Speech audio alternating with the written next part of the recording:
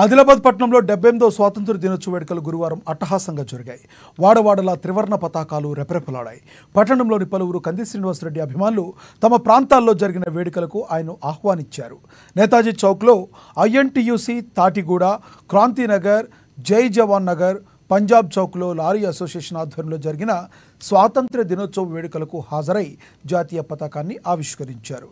వారందరికీ స్వాతంత్ర దినోత్సవ శుభాకాంక్షలు తెలిపారు.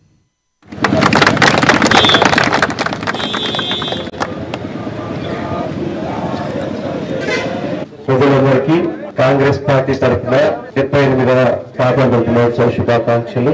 ఈరోజు 78వ స్వాతంత్ర శుభాకాంక్షలు. చాలా సంతోషంగా ఉండదు, చాలా హ్యాపీగా ఉండదు.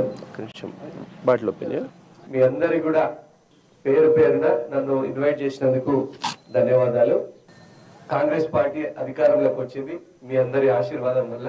మీ అందరూ కూడా ఒకప్పుడు నిజంగా చెప్పాలంటే గంగపుత్రులందరూ కాంగ్రెస్ పార్టీ అంటే గంగపుత్రులు అంటే కాంగ్రెస్ పార్టీ. ఏది ఏమైనా కూడా మళ్ళీ గంగపుత్రులందరూ కూడా కాంగ్రెస్ పార్టీ కొడుకు కిందికి రావాలా ఈ స్వాతంత్ర దినోత్సవం రోజు.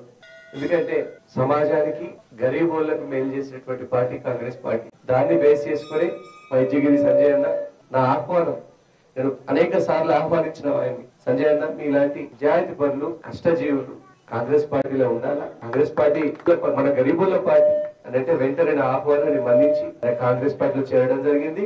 ఈ వార్డులో మనం చాలా బలంగా తయారైనాం. ఇంకా గంగపుత్రుల యొక్క ఆశీర్వాదంతో ఇంకా బలంగా తయారైనాం.